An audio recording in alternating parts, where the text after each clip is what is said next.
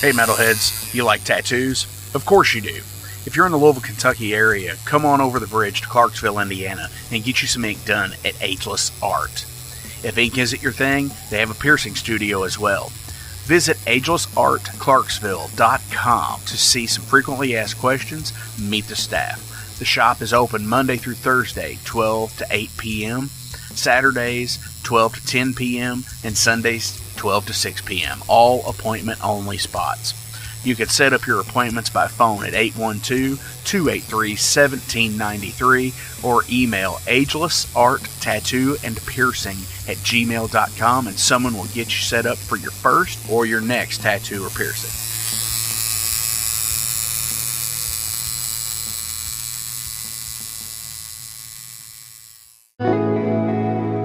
Hey, it's Jeff McNichol down here at Mom's Music, 1900 Melwood Avenue. I was just thinking, when I was a kid, the magic was at Frankfort Avenue, the Mom's Music at Frankfort Avenue, and I used to beg people to get a ride down there just to hang out with the guys and see all the cool gear. Now that I'm the owner of this store, it's like a dream come true. We're recreating the magic with the vibe that we used to have at the old store. We're carrying all the gear that you're going to possibly want. We're giving you the outstanding service and personal attention that you deserve.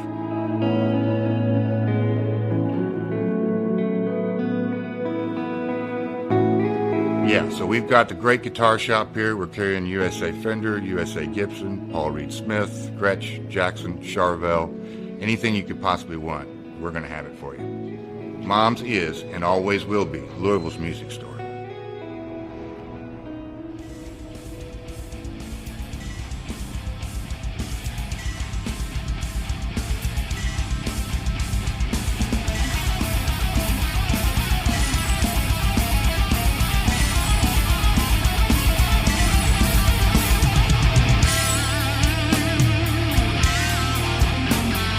Thank you for tuning into the Metal Forge. I am Mark Jackson and I'm your host. The premise of the show is pretty simple. Awesome interviews and awesome music.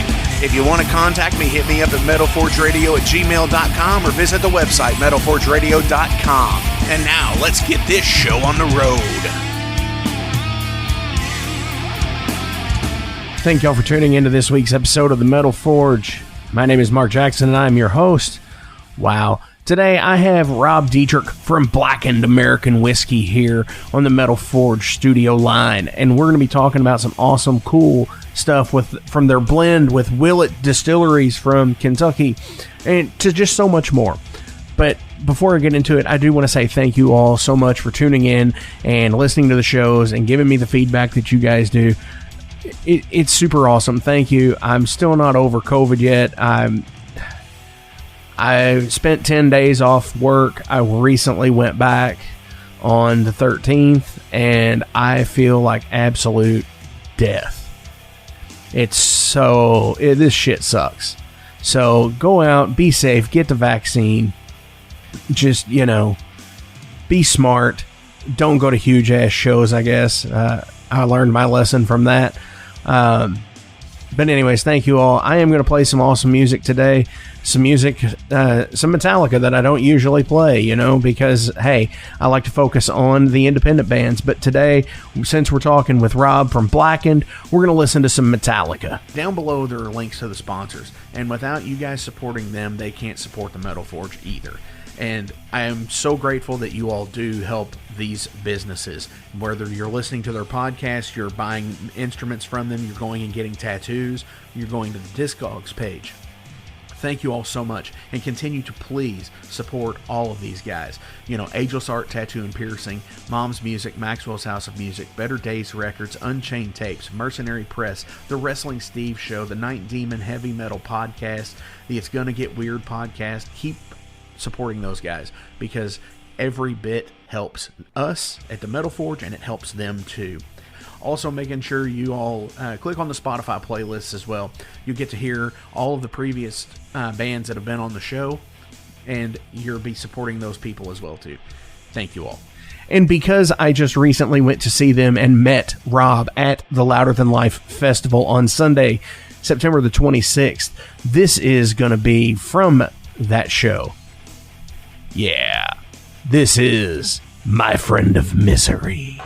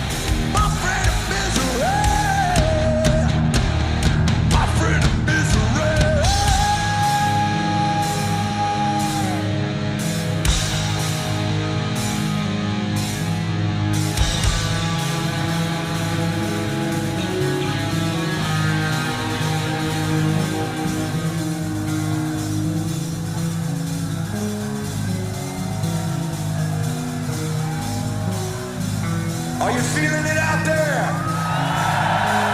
Louisville, you want to celebrate the Black Album with your friends in Metallica, don't you? So I'm going to split the crowd down the middle, all right? And we're going to do some singing, okay?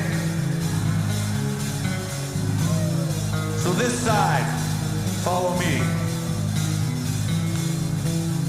Whoa, whoa, whoa.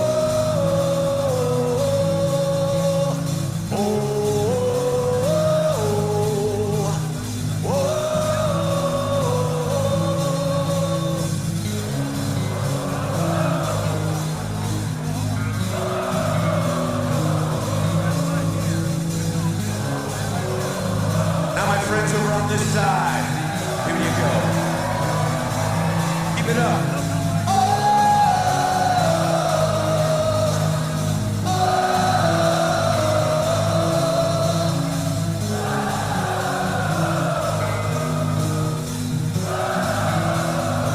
So beautiful.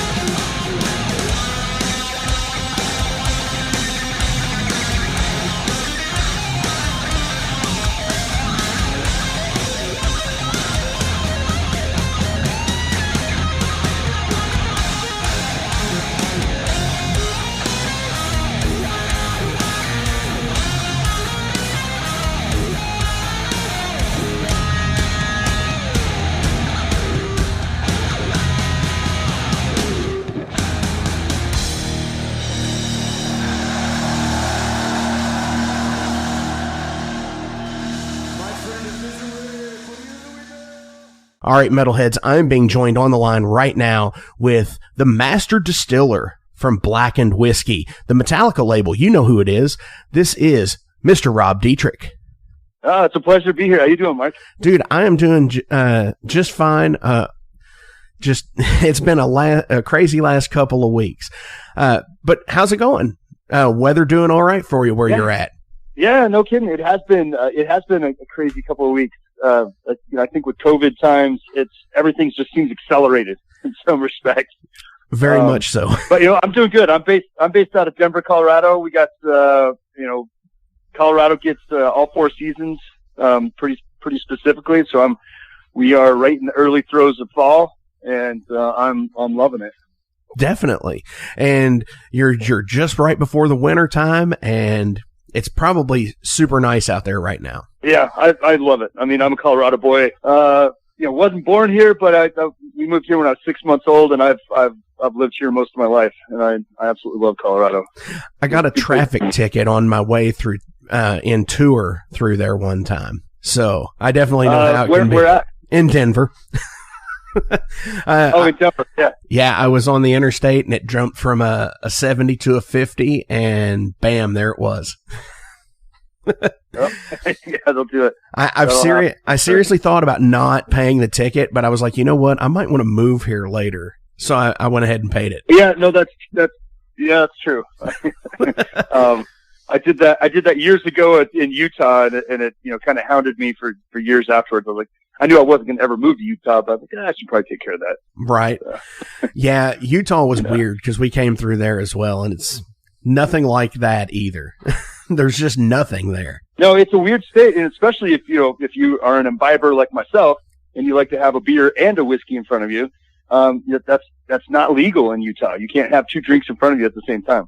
Wow, really? Bizarre. It's bizarre. Yeah, I don't get it. And they can't pour your drink for you in front of you. So they have to go behind a screen to pour a beer or to pour a whiskey. They can't pour it right there in front of you. They got some weird laws there for sure. That is absolutely crazy, and I'm going to have to go and see this myself now for sure. So tell everybody out in the Metal Forge here, you took over the Master Distilling for Blackened in 2019. How does the process work for you guys? Yeah. Well, as far as the, taking over, this was an original, collaboration between Metallica and the legendary late Dave Pickerel, who was just a incredible whiskey maker. He was a friend, someone that was a master of his craft. And when the band came up with the idea to create their own whiskey, it was really important for them to be authentic, for it to be able to stand on its own, and to be a contender in the whiskey world. Just as everything that Metallica does, they throw 1,000% at. They're so passionate about what they do and so meticulous about what they do with their sound. And it was the same way. They didn't want to have a whiskey that they own. They own it outright. That was what I was originally just very appreciative of, and very happy to see that's where they started from. Was like, okay, we're going to go to, like, we know music.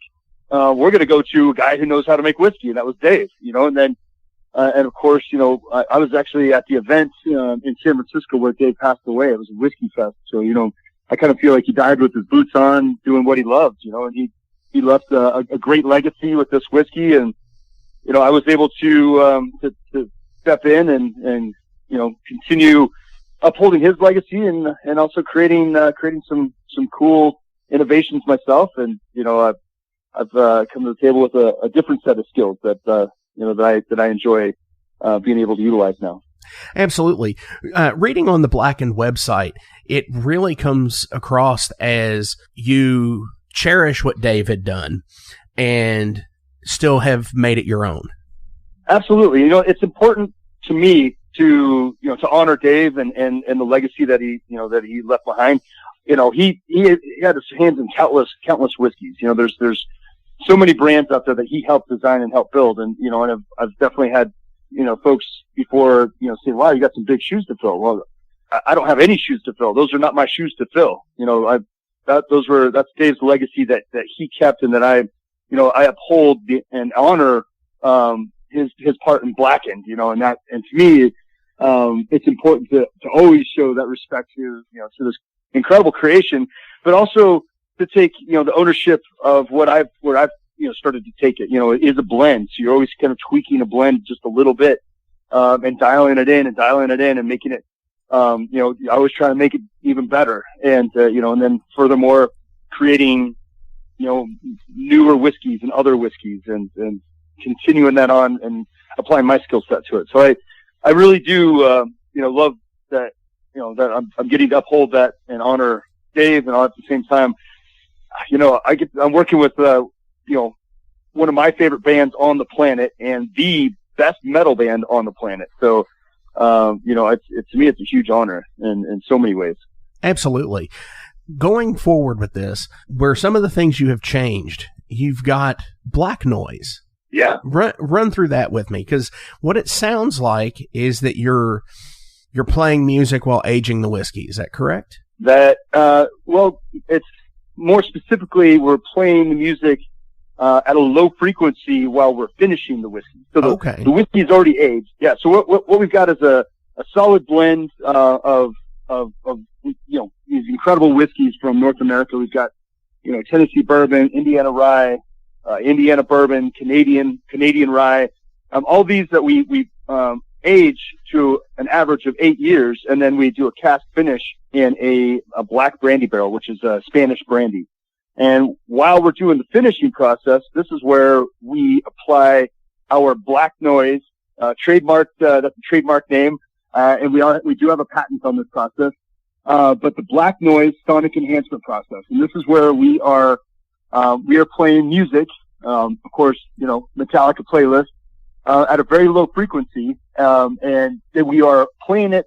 We have a proprietary device that was created by Meyer Sound, which is the sound company that creates that wall of sound for Metallica. All their subwoofers, their speakers are built by Meyer Sound. They're all proprietary equipment. So they created a device for us to be able to play Metallica music at a low frequency. So it's just like anytime you've been at a concert, you walk in front of a speaker and you feel that vibration in your chest. Your whole body's actually moving because of the vibration of the bass tones. That's exactly what we're doing. Is we've fine-tuned, and applied our science to this process to where we are aggressively vibrating barrels so rapidly that the whiskey is moving in and out of the wood at a very vigorous pace. And so it's picking up more flavors from the wood. It's picking up more color. We actually started out. This was kind of an experiment. I mean, no one had really, people have played music to the whiskey before and to wine and that sort of thing, but no one had really taken an approach by, working with a sound company and creating, this, a device that could actually, project this kind of energy and motion. So when we did have the science behind it, we had a barrel what we call our control barrel that we used, we took the same whiskey, we put it in 2 cask finishes. One barrel we put in one room, the other barrel we put in another room, and applied the sonic enhancement to it. We took samples from both those barrels after the process was over and sent them off to a lab, and we discovered that all 9 flavor profile markers in the sonic enhanced barrel were completely elevated over the other barrel. So we had proof that this sonic enhancement, the black noise process, actually worked. And that was a huge, cool innovation, to be able to be a part of. There's so many traditional ways of making whiskey, and here we are taking, just kind of taking those traditional methods, embracing them, but then going in an entirely different direction with the innovation of the black noise sonic enhancement technology. That is absolutely amazing. Now, I've heard it's cool. Yeah. I mean, because you wouldn't think. I mean, I guess the easiest way I can relate to it is, putting the headphones on the pregnant mother's stomach kind of thing when she's pregnant, Sure. I mean, that's the way it honestly sounds to me, but that you wouldn't think that the frequency of the music would actually do something like that, but it does. And that makes it limitless. I mean, could you could do this for anybody, you have a Black Sabbath deal and, this music might be different on this batch, and that's just rad. Yeah, if you think about it, I think we've probably all seen at some point an image of a sound wave. For example, that the front of the bottle of Blackened, behind the word Blackened is a sound wave. It's a sound wave actually that sound wave is James Hetfield singing the word blackened. It's an actual sound wave of him doing that. That's awesome.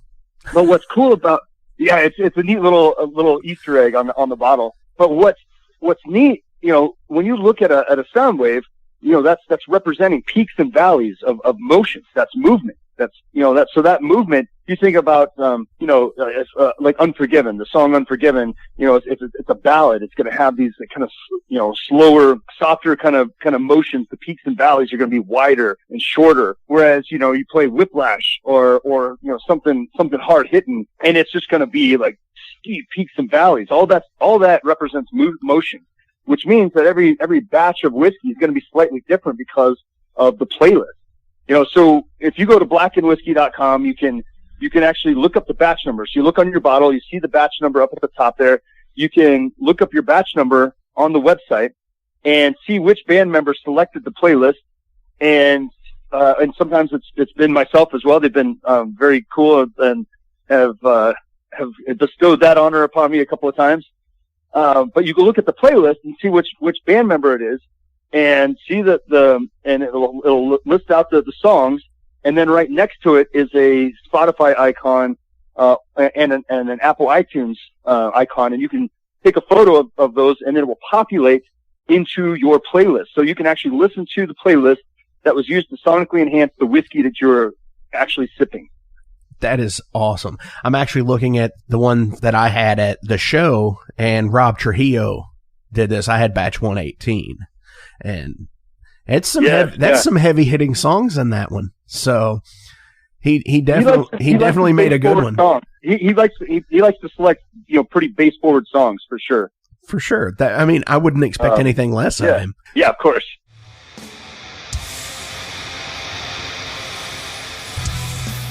Hey everybody, let me tell you about the new sponsor to the Metal Forge, Unchained Tapes. They're an independent Pennsylvania tape label. They focus on extreme metal and punk with a killer approach to the tape scene. Visit their web store at unchainedtapes.bigcartel.com now to get your fill of tapes. And for being a Metal Forge listener, enter the code METALFORGE10 at checkout to get a 10% discount on your total purchase. That's unchainedtapes.bigcartel.com.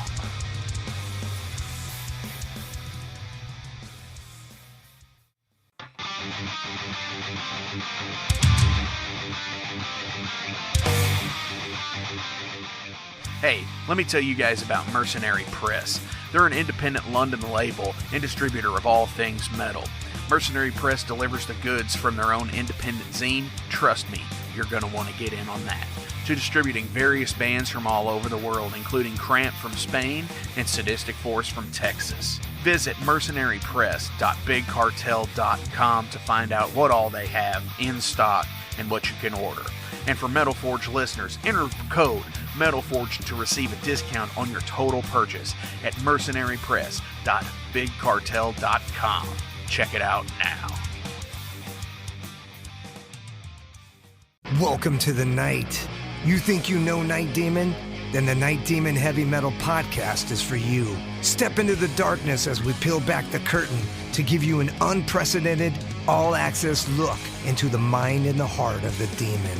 We're talking band history, song analysis, studio anecdotes, stories from the road. It's everything a diehard Night Demon fan could want and more. This is the only place to learn the inside scoop, the deep dive trivia, the untold tales from the band members themselves and those closest to the Night Demon story. Need more? The Sacred Night Demon Crypt will be pried open to reveal demo recordings that have never before seen the light of day. All with in-depth commentary by the band and the people who were there for the writing and recording process. This is a gold mine, a treasure trove of all things Night Demon. Head over to nightdemon.net or wherever you listen to podcasts. So you also recently teamed up with Willet to create a blend. Indeed. Tell me about that. Yeah, man, I got to tell you, it was so much fun. We kicked off our Masters of Whiskey series, which is where I am collaborating with other master distillers in the industry to create a unique and limited release whiskey. And we kicked it off with Willet, because I'm a huge fan of Willet Rye. I think he just makes phenomenal whiskey, and I've become good friends with Drew Colesveen, their master distiller, throughout the years, and he's just he's such a great guy. But we've also discovered very quickly that our palates are very similar. Like when we sat down, we had like 30 or 40 different samples of whiskey, and it was all Willet whiskey. I was like a kid in a candy store with that, and just said, well, what do you want to listen to? And I'm not listening to you, but what do you want to taste? I was looking at my record player when I said that. Sure. And I was like, wow. I mean, just it's the whole the entire barrel house of Willet kind of at my fingertips, and so we tasted a couple of recipes, a low rye recipe and a high rye recipe, and a variety of years, anywhere from 4 years up to 8 years, and we sat down and just from 30 different samples, we narrowed it down to 5, and we kind of did it at the same time. We were just selecting samples and making our own little batches, and then we were comparing and then trying each other's batches, and we were blown away just by how close we were in our percentages of different choices. And then when we narrowed it down, it was within about, I think, 13 to 17% different. That was it. Wow. Like, when we actually had, and it was just kind of funny. We noticed, and I was talking to Drew about it. I saw him at Louder Than Life. He came down to the show as well. And he was just like, he goes, it freaked me out, like how close our palates were. We were talking to Danny Wimmer, the promoter for Danny Wimmer Presents for the Louder Than Life. And we were telling him, like, how the process went.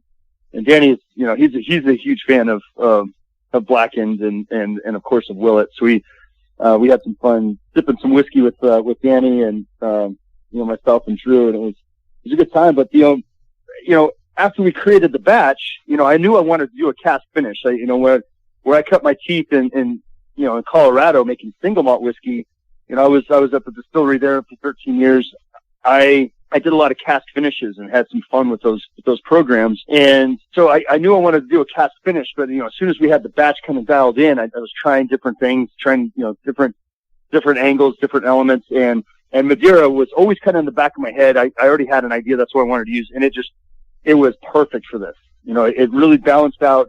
It kind of accompanied the low rye recipe, and balanced out the spiciness of the high rye. And really just created this really rich tapestry of flavors. Absolutely. And it is a bit stronger than the regular blackened. It's about 54, almost 55% alcohol. It'll pick you up and set you down pretty quick. Drink. Yeah, no, it'll let you know it's there for sure. Hell yeah, that's awesome. And I love the inverted bottle. Yeah, that was it was a lot of fun. So, again, if any of your listeners are familiar with the logo on the blackened bottle, but we've got that sound wave in black behind the white lettering of the word blackened. With the Blackened Willet release, we inversed that to your point, where that sound wave behind the word blackened is actually clear, and then the rest of the bottle is black. So you can actually see the whiskey behind the word blackened, and then the rest of the bottle is black. It looks really, really cool, and they look great side by side. Oh, absolutely. I've seen pictures side by side, and they both look amazing. I love when products do that. It's like that. It's so enticing. It's like, it makes me want to try it.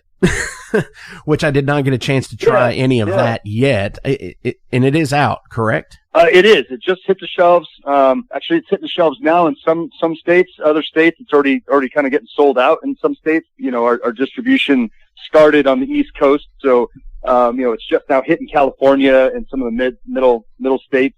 But it is limited, so if you do find a bottle, definitely snap it up, because it's not going to last for very long. Definitely. And that seems to be I'm from bourbon country. I'm from the Louisville, Kentucky area. We're famous for a lot of that. And it does seem like there are a lot of limited edition whiskeys out there. Yes. Yeah. And that's what's fun. I think any distiller or you don't want to just keep, we all enjoy making our whiskey and making our base brand. That's so much, that's fun for us. But what's even more fun is just, getting to play around with a little something on, like a creative project. And that's, that just keeps the spices of creativity flowing, and so I think you're going to find a lot of distilleries will release a very limited, like, hey, we're just messing around with this, let's release that. What do you think of that? And, and sometimes if people really like it, some distilleries will say, oh, let's carry this all the time if we can. And sometimes it is what it is. It's just limited in a space and time and available only for that time. And to, take advantage of it while you can in that sense. So I'm glad that we were able to again, work with Willett, the Willett team, and work with Drew to be able to, create something special. And, and then continuing on in the Masters of Whiskey series. Next year, I've got a project I'm already working on with another master distiller. And then, the year after that, it's just kind of the sky's the limit. There's so many talented distillers out there, not just in the United States, but worldwide. So at some point it'll be fun to kind of stretch the legs, in the international market. But you never know. It's just fun to collaborate, just like the band, collaborates with other musicians. Sometimes you're inspired by things that you wouldn't even know to approach it from that direction. I was talking to Hetfield. He lives fairly close to me in Colorado, and I'll go up there and smoke cigars with him on occasion. And he was playing for me that, when they just did this collaboration for the Black album, he was playing this song on his phone. It hadn't, none of this was released, and no one knew it was coming out yet. But he's like, listen, I want you to hear this. He's like, this is just so cool. And it was Miley Cyrus, Elton John, and Yo-Yo Ma playing "Nothing Else Matters." And he's like, look at my arms. He's like, I've got goosebumps right now. And he's like, I never would have thought to play it like that. Or I never would have thought to, he goes, I just love that other people are inspired to play this in their own fashion. And I just like that I like seeing that he's still inspired by his industry and by making music. And that encourages me to keep my inspiration in my industry as well. Absolutely. Yeah. And that is a rad rendition of the song. I can't complain. I like it for sure. So yeah, when I first heard it, I was telling him, I was like, wow, Miley Cyrus sounds like Stevie Nicks. Like she really had this kind of like that depth to her. You know what? I said the exact same thing when I saw them perform on, was it with Howard Stern a few weeks back? Yes. Yeah. Yeah. I said the same thing that she had that Stevie Nicks quality. There was something about her that was different. And I don't know if it's, the trials and tribulations of life, but something was different, and I think it actually clicked, and it was so good. Such a great performance. Yeah. I agree. So you did sit there and tell me that you go up and you hung out with James while doing this. You got to tell me about the 28 Ford. I mean, because I got a picture with me and you in front of. Is it a 38? Yeah, the 38. Oh, sorry, my mistake. 38 Ford. Yeah, the 38 Ford cab over engine. I love driving that thing, man. It's so much fun. I'm a vintage car guy myself. And I've owned many throughout the years, and same with motorcycles. I just like machines, and obviously James does as well. He bought that truck originally to kind of build it into a car hauler. He was gonna put a cool trailer on the back of it and use that as like the puller to pull a couple of his classic cars around. Definitely has the girth to do it. Yeah. I mean, that thing's just it's a little tank, for sure. But he decided instead, to it's still his truck. But he just decided to donate it to Blackened to use as our showpiece, as our Blackened brand show truck. And it's definitely been modified. The engine is not original. The transmission is not original, which is great because, that thing gets up and goes. I've been down on the highway. Last time I drove it was up in, at Sturgis. I was just at the Sturgis motorcycle rally, earlier this year. Actually, I drove it after that. I drove it from Tampa to Orlando. And highway speed, man, it gets up and goes. It wants to run. It wants to run. So it's, all black. James worked on designing it. He loves doing that. He loves to design. And, like you ever see his cars at the, Absolutely. He donated 10 cars to the Peterson exhibit. And, every single one of those are, his design, in some way, shape or form.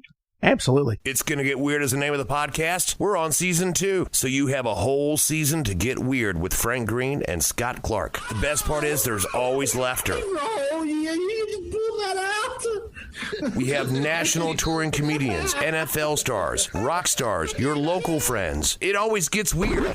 Weird answers. Have y'all ever snorted coke off of a 78 Pinto? No? You ain't no man. Weird questions. Who had a bigger cocaine habit, Jock Sutherland or Kaywood Ledford? Neither one, because they stopped beating their wives. And weird we never even thought of. Well, no. My friend is on acid, and I sent my friend to go find a payphone so that I can call and turn myself in for murdering this guy and ruin my life.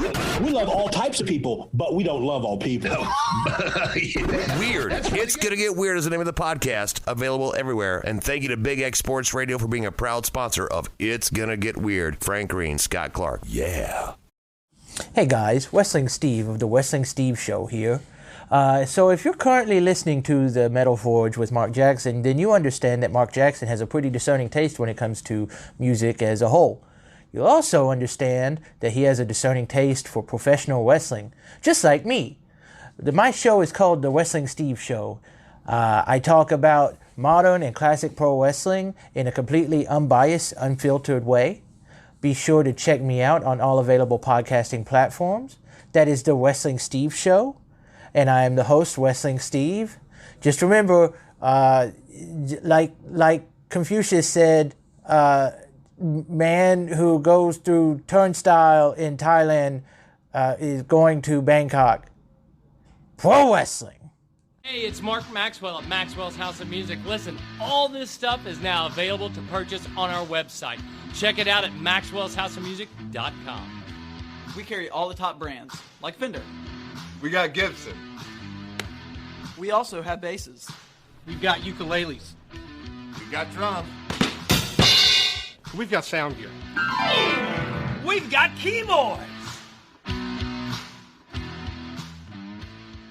I like to switch over and ask some questions about you, about the guests as people, because we're all people, we're all in it together, and we're all enjoying life as much as we can. Yeah, absolutely. Being a metalhead like myself, going on tour, I pick up a lot of stuff, trinkets, whatever. Do you collect anything? Sure. It's funny. I was in the music industry for about 10 years before I got into the distilling game. And, I started out as a rigger in San Francisco with Bill Graham Presents, and then, stagehand, stage manager. I've done tour manager, roles of managed festivals and helped design and build festivals. So a lot of things, throughout those years. And this was in the mid 90s up into the mid 2000s. And I collected a lot of things, along the way. Definitely one of my, prized possessions is my guitar pick book. There was a lot of great bands that were touring, back then, that aren't touring now. So, I collected a lot of epic, guitar picks, anything from Prince to Santana, to Rob Zombie, just some pretty fun stuff like that. And I've, collected a lot of the posters throughout the years, a lot of the lithographs and things of that nature. So I definitely, I am a collector. I definitely collect, a lot of music memorabilia. And then, I tend to like antiques and vintage cars. And so when I like something, I generally get more than one of it for sure. For sure. That's just the way I work. For sure. Yeah. If you could relive any age of your life, what age would it be? Ooh, probably right now. I'm having a blast, I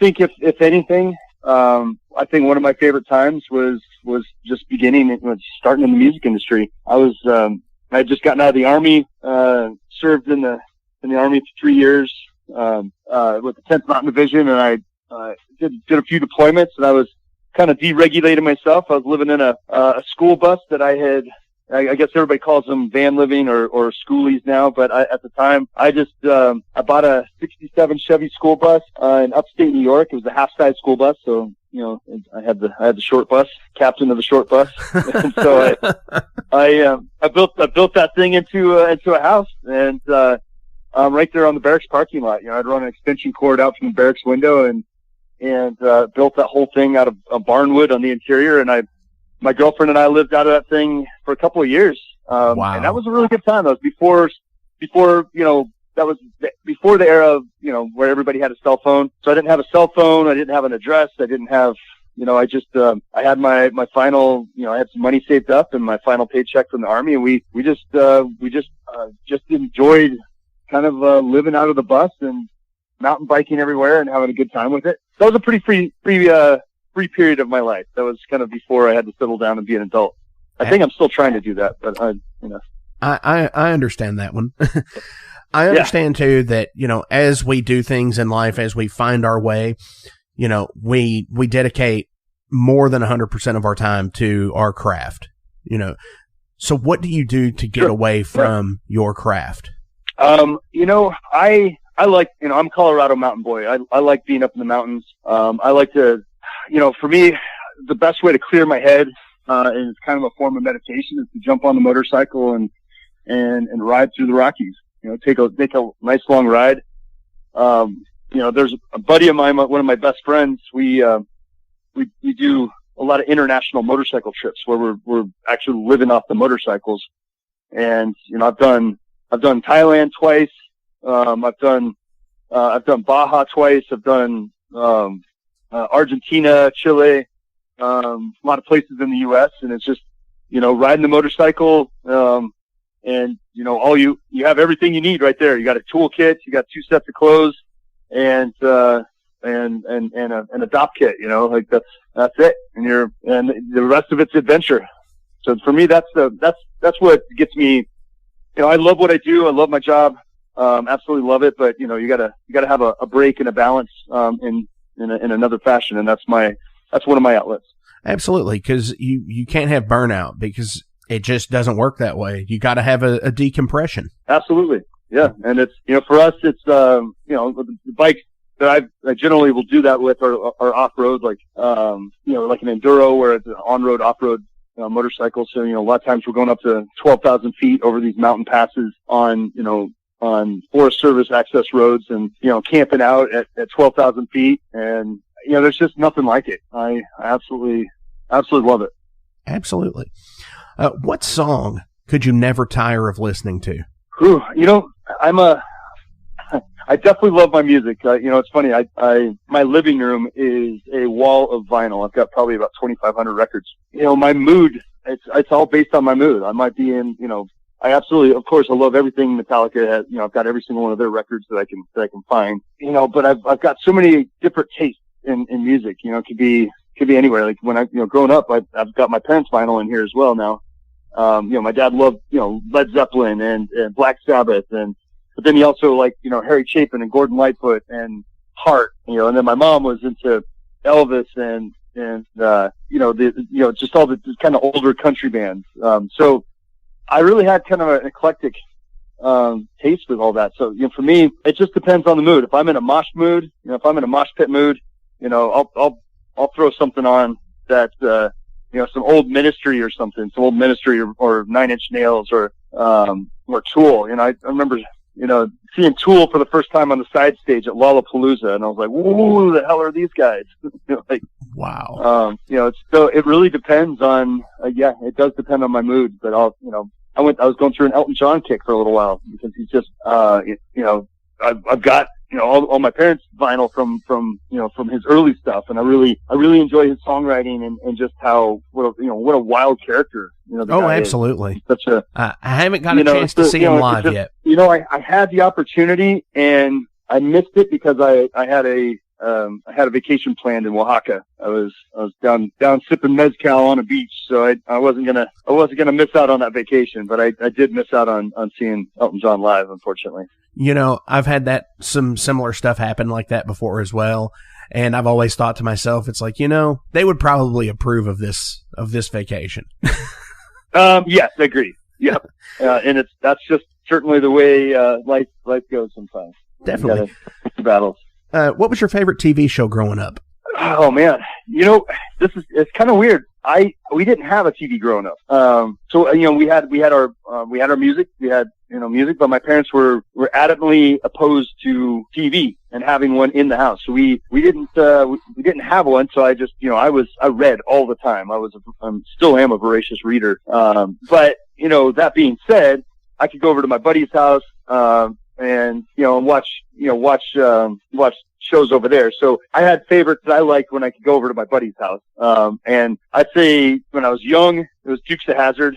Absolutely loved the Dukes of Hazzard. Definitely. And I think, it's the car, jump in the car and all that. And I think years later, it's kind of ironic because, as a kid, you're not really thinking about, the bootlegging aspect of it. It's just these guys driving their car like crazy, great madmen, which I always loved. And then, the A-Team, I think was the other one. I just, the original A-Team. Definitely. Mr. T. Heck yeah. So I got one other question for you, and it's going to be a music question. But before I do you have any shout outs you want to give to anybody? I just, again, I'm just super grateful to the band, to Metallica. They've welcomed me in as family. I'm super grateful for the Blackened Whiskey team. We've got an incredibly talented group of folks that work hard on making this whiskey. So I just want to do a shout out and thanks to all of them. Hell yeah. So last question of the day here is, what album changed your life? Ooh, that's a good question.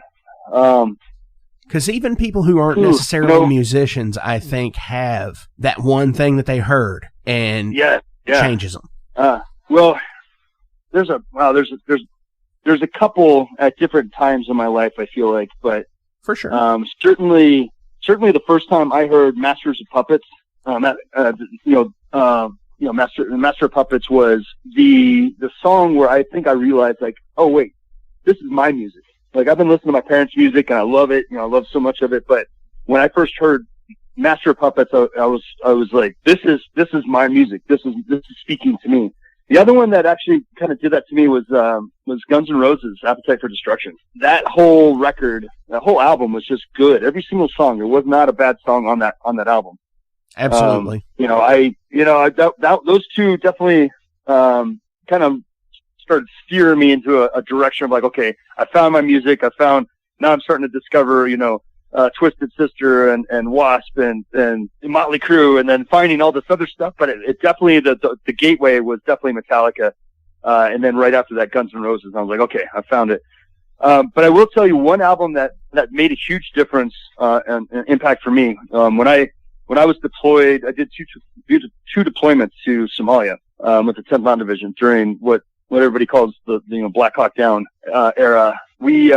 We were listening to, Alice in Chains came out with the song Rooster, and that song became our anthem while we were in Somalia. That was just kind of it was like our, when you think of the Vietnam era and you think of the Rolling Stones, Paint It Black, or Jimi Hendrix or the Doors, like that was kind of the era of music for Vietnam. For us in Somalia, it was definitely Alice in Chains Rooster. Absolutely. And I could definitely relate to both of those. And thank you for your service on that as well. No, very kind of you. I appreciate that. Thank you. For sure. Rob, thank you so much for coming into the Metal Forge this week. This has been super awesome. I appreciate everything what you're doing. And, I think I'm going to play some Metallica out today. And what better fitting song? Oh no, I was gonna say, man, that's awesome. That's a brilliant idea. I usually don't play, bigger bands on the show because I just, I focus on a lot of more independent bands, but I want to play some Metallica out today. And what better song to play than Blackened? Yeah, good call, man.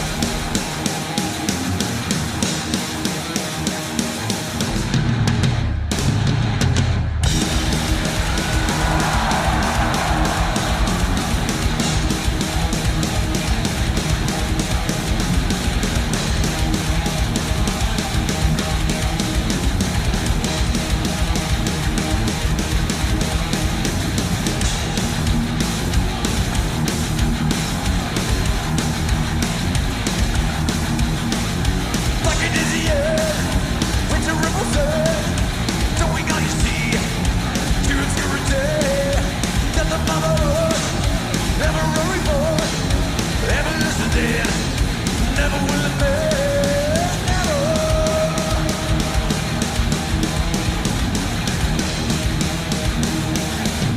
Fire, to begin we be dancing the day.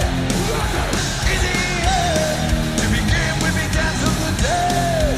Going over blackened. Mr. Ring of the Terminator 4, deadly nicotine, kills them out of bed.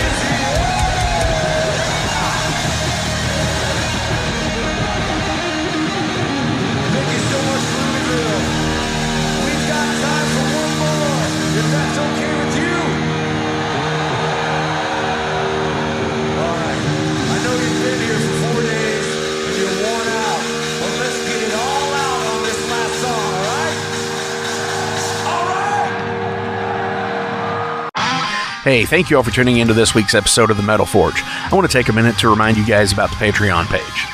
Over on the Patreon page, we have the tiers set up to support the production of the show. We feature the Down and Dirty, which is just $1. There's nothing special for that one, it just sends me a thank you because every dollar helps. Then there's the Double Down and Dirty. Much akin to the Down and Dirty tier, everything helps produce the show in the end. You make your presence known, and I appreciate that more than you realize. Thank you for being a dedicated friend and supporter to the Metal Forge. By selecting that tier, you will receive some cool Metal Forge stickers in your mailbox. Now, we're really going to start pounding the metal madness with the Apprentice Metalhead for just $5 a month. By becoming an Apprentice Metalhead, you'll be given early access to the shows, published 24 hours before everyone else gets it. You're also going to receive 3 entries in any contest that we do here at the Metal Forge. You're also going to receive a 10% discount on all Metal Forge merch, and you're going to receive a sweet Metal Forge patch for your battle jacket or backpack. And now, here is the big one. This is the Master Metalhead for just $10 a month. By becoming a Master Metalhead, you will receive a hand-numbered Metal Forge Master Metalhead membership card. You're going to be given early access to the shows as well, with 36 hours before everyone else. You're going to receive 5 entries in any contest that we do here at the Metal Forge. You'll be able to submit audio questions that I will use on the show of you asking questions to the upcoming guests. Remember, timing is everything, and you will need to keep up with the upcoming guest list on the website. You're also going to receive advanced knowledge of any new merch coming out and be given a 25% discount on all Metal Forge merch. And you're also going to get all of the other rewards from the other tiers. So visit patreon.com/Metal Forge Radio today and help support the Metal Forge. Rock on.